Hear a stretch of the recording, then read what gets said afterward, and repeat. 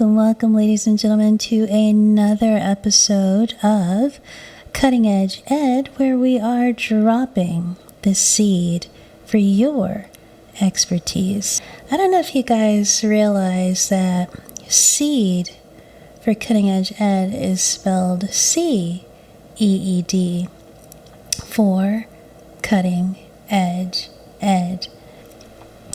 Ladies and gentlemen, today I want to talk a little bit about EdTech. You might be wondering, well, what is EdTech? Well, EdTech is pretty much any kind of software or application or resource or tool that is utilized in the educational industry. Typically to make the teacher and learner or educator and learner experience much better. I believe in EdTech all the way through and through. I think the better the tool, the more independent the learner can be in their learning experience.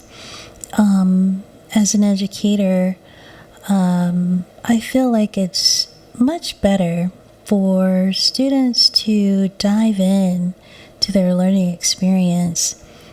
I also think that it is imperative that students experience real-world opportunities to their learning. When students actually can apply the knowledge, the given knowledge, into a real-world experience, I think that's where the learning really takes place, where the rubber meets the road, if you will.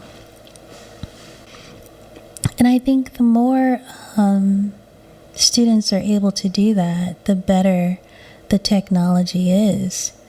I love to see my students explore and go well beyond what I've trained them to do. I teach programming, by the way, computer science.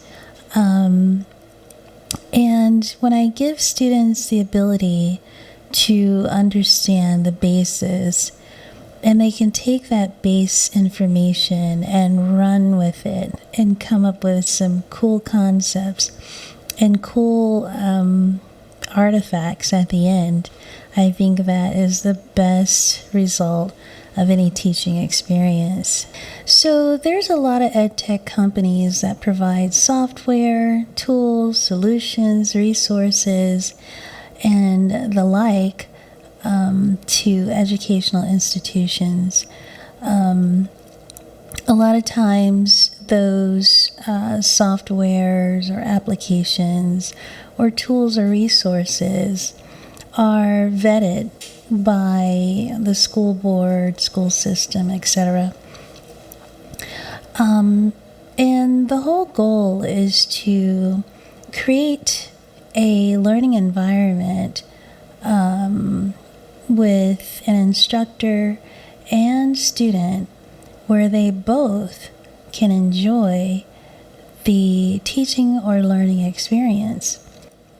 Everyone, I think, has different learning styles depending on what they're actually learning. Some material has to be hands-on, and others don't. So I really think that's important in the classroom, that you can apply real-world experience to the knowledge that's been given and hopefully received. I want to talk a little bit, too, about a couple of tools or resources, I think, that are great for audio learners and read-write learners. I mentioned it from the last episode that I would be providing a couple of tools for read-write and audio learners, and here it is.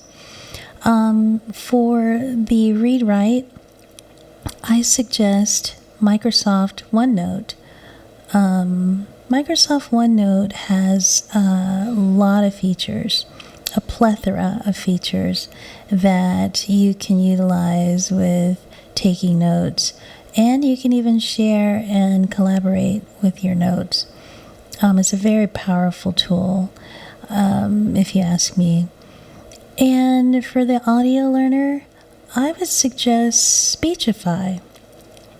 Speechify has the ability to take whatever notes that you've written and turn it into audio. So from text to audio, you can now listen to your notes. So if you're on your way to work or school, you literally could listen to your notes. I think that's pretty neat. I think it's actually awesome, and definitely worth taking it for a spin.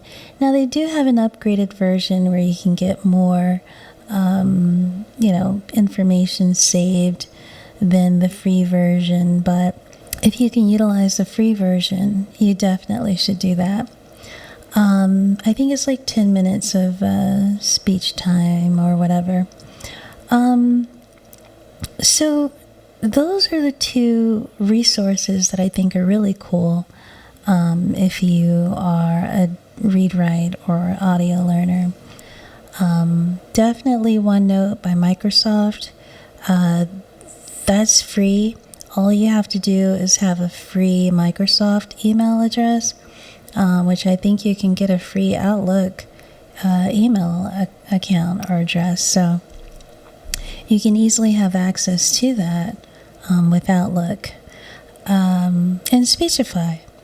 Speechify is great to, take your notes and turn them into speech. If you are driving from school to work or work to school or running errands, you can listen to your notes. So I think either one of those would be really cool for an audio and a read-write learner. So yeah, I wanted to share those two resources that maybe a lot of you already know about, and then those, of course, who don't know about it. So yeah, that's all I've got, guys. I'm signing off. See you next week.